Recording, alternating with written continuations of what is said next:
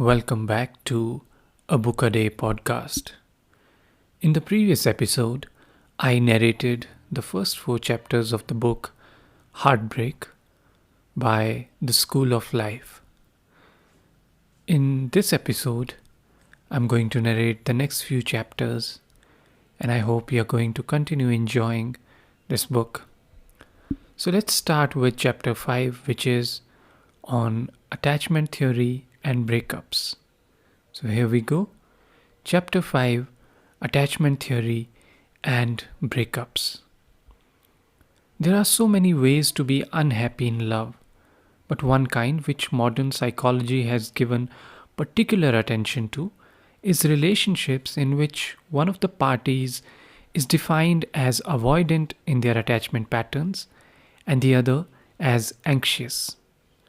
Attachment theory is the term given to a set of ideas about how we love and the role of childhood therein, originally developed by the English psychologist John Bowlby during the 50s and 60s.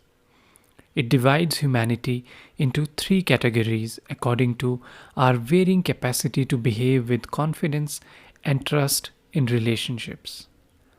Firstly, there are those who are securely attached, who had reliable and good childhood experiences and now expect to be positively treated by those they love. They are fortunate types who are capable of empathy and generosity and communicate with honesty and directness about their needs. Around 50% of the population is assumed to be securely attached. This leads to fascinating deviations from health caused by some form of early parental letdown and trauma. The first kind of attachment pattern is known as anxious, the second as avoidant. What makes things even more complicated and more combustible is that anxious and avoidant people are frequently drawn to forming couples, where their varied emotional quirks contribute to an especially fraught combination. An anxiously attached person in a relationship will have the characteristic feeling of not being properly appreciated and loved.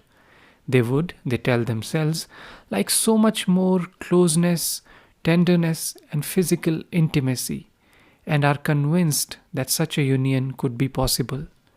The person they are with, however, seems to them humiliatingly and hurtfully detached.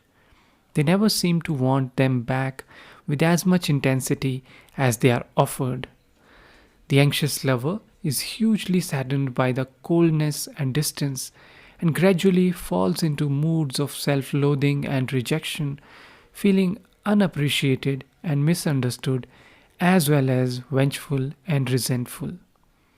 For a long time, they might keep quiet about their frustrations until eventually desperation erupts.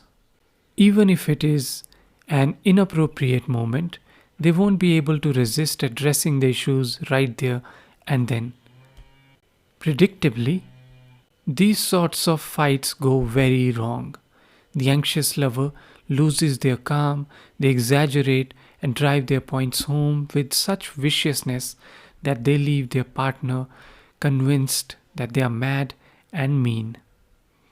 A securely attached partner might know how to soothe the situation, but an avoidant one certainly doesn't. Tragically, this avoidant party triggers every insecurity known to their anxious lover.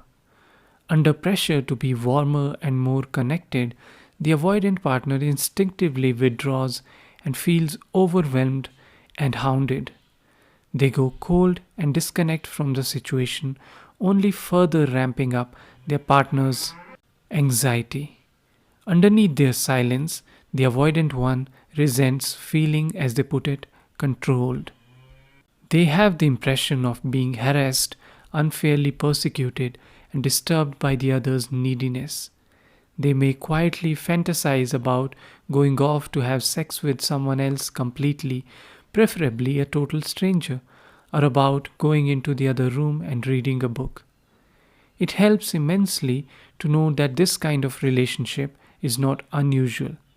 It is a type, and there are, quite literally, millions of them unfolding on the planet at any point. Even better, the causes of the distress, which feel so personal and so insulting, are in fact general phenomena, well studied and mapped by sober researchers in lab coats. The solution, as ever, is simply knowledge.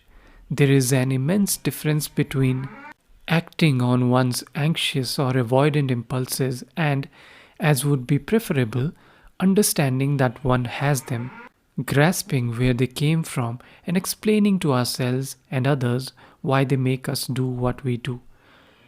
The majority of us cannot be wholly healthy in love, but we can be something almost as beneficial. We can grow into people committed to explaining our unhealthy, trauma driven behavior in good time, before we have become overly furious and others too much, rather hurt others too much, and apologizing for our antics after they have run their course. There are few things more romantic in the true sense than a couple who have learned to tell one another with wit and composure that they have been triggered in an anxious or an avoidant direction, but are doing everything they can to get on top of things and hope to be normal again in a little while. Now, Chapter 6: How Not to be Tortured by a Love Rival. Sometimes we are not only left in love, we are left for someone else, a rival who comes to assume a large, indeed monstrous position in our imaginations. The torture comes down to one essential question which pursues us into the early hours. What do they have that we do not? Part of the agony rests on a basic human feature of human psychology.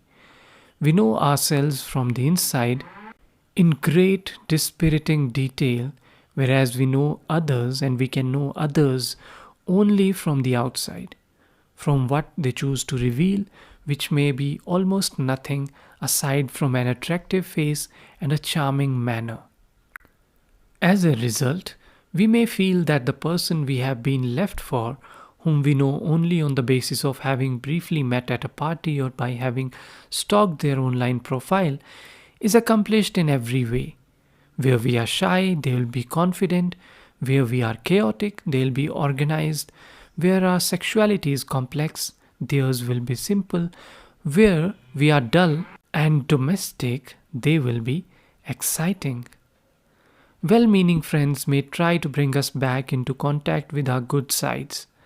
They may speak of our kindness, intelligence, or sense of fun, but this may not be the best way forward. The point is not to rehearse how decent we are.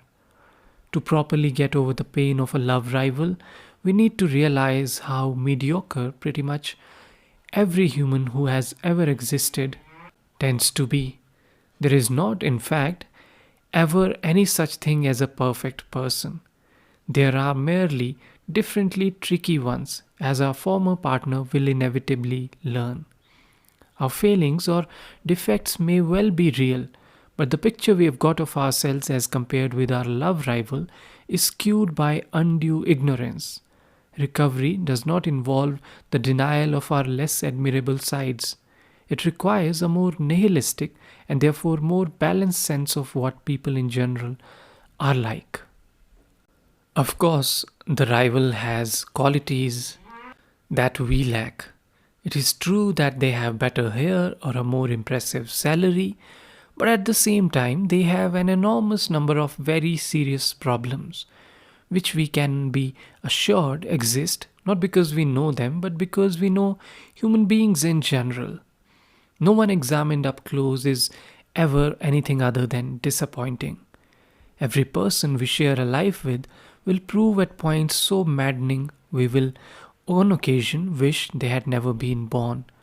Whatever attractions a new lover can offer our ex, they will also supply them with a whole new set of irritants, which will end up frustrating them as much as we ever did. Indeed, more so, because they so sincerely hoped as they packed their bags that such flaws would not exist in their next partner. Our ex lover has not entered the gates of paradise, they have merely exchanged one imperfect relationship for another. We should never compound our grief with the thought that our ex will be uncomplicatedly happy. The deep lesson of being supplanted is not that we are so bad, it's that we have been left because of a common delusion. The belief that if only we were in a different relationship, we would be substantially happier. Yet, the truth is that more or less every relationship has its own special and distinct forms of acute unhappiness. That there is much wrong with us is, of course, true, but this dark fact invariably sits within a fear in a far larger and grimmer and yet strangely consoling truth that every person has much wrong with them. Once we get over abandonment, the person we need to find is not the one who thinks we are perfect, but rather one who can quite clearly see our failings and yet knows how to calmly make peace with them. The lover we need is not someone who stays with us because they think we are irreplaceable, but because they have wisely realized that no one is as attractive as they seem at first, and that to destroy a relationship is generally only a prelude to novel encounters with frustration and disappointment. Chapter 7: How to Break Up. The intensity and suffering exacted by your heartbreak depends not only on the core fact that we have been left, it also decisively depends on how we have been left.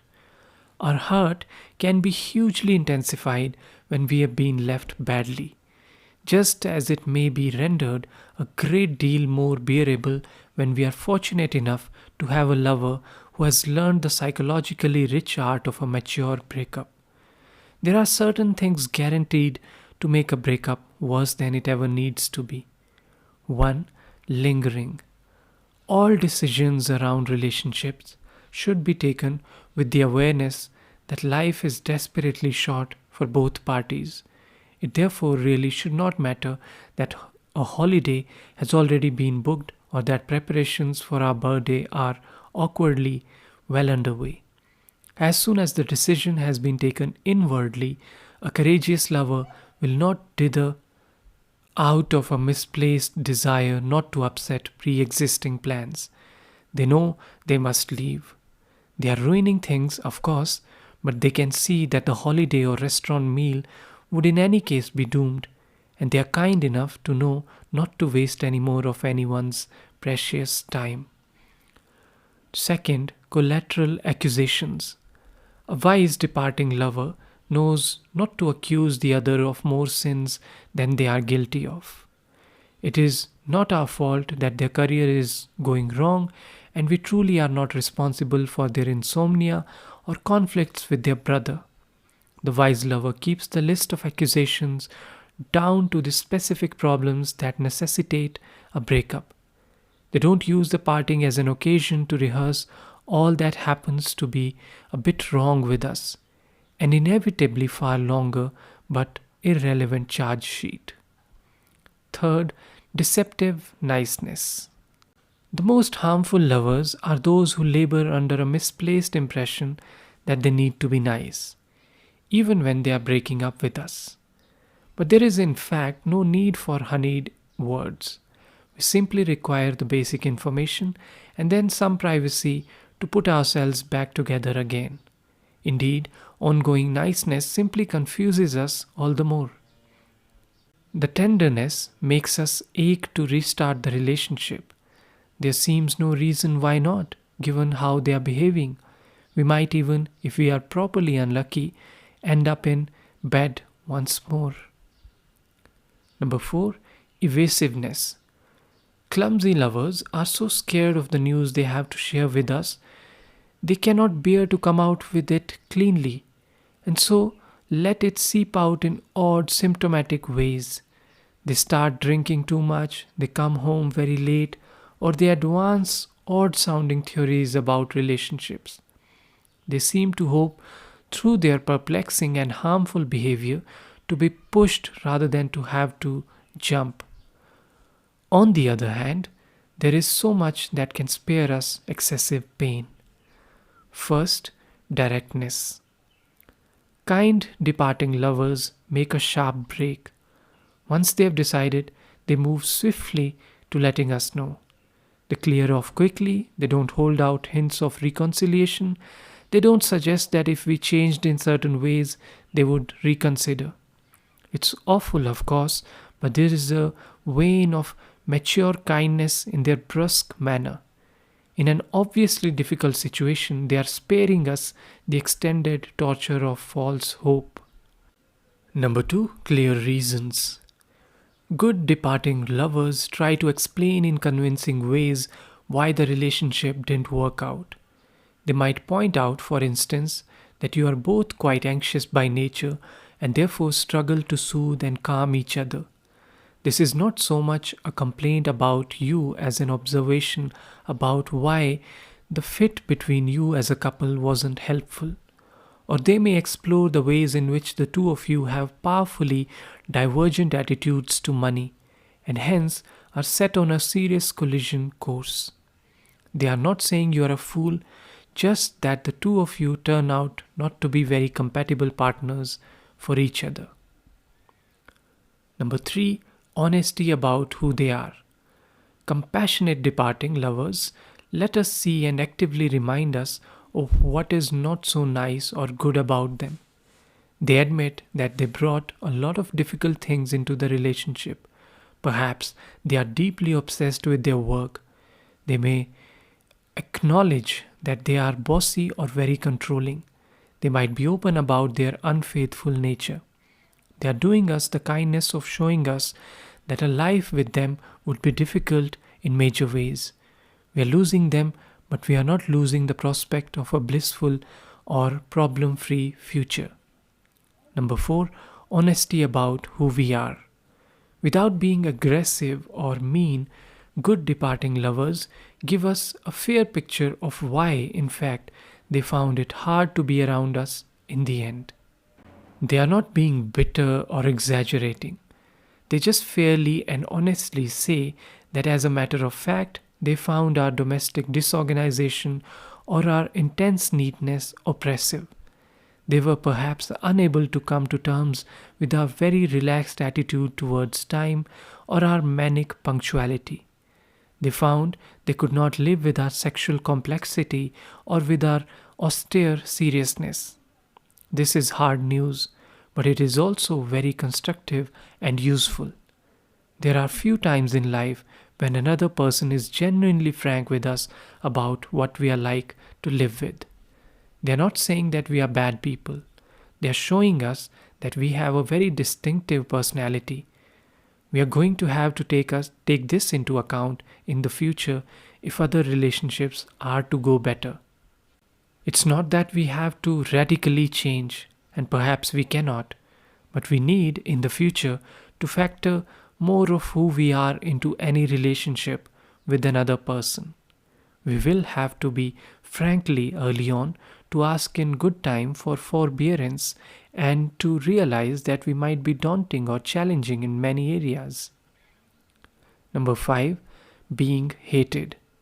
Good departing lovers know that the news they are breaking will inevitably lead to them being hated for a time.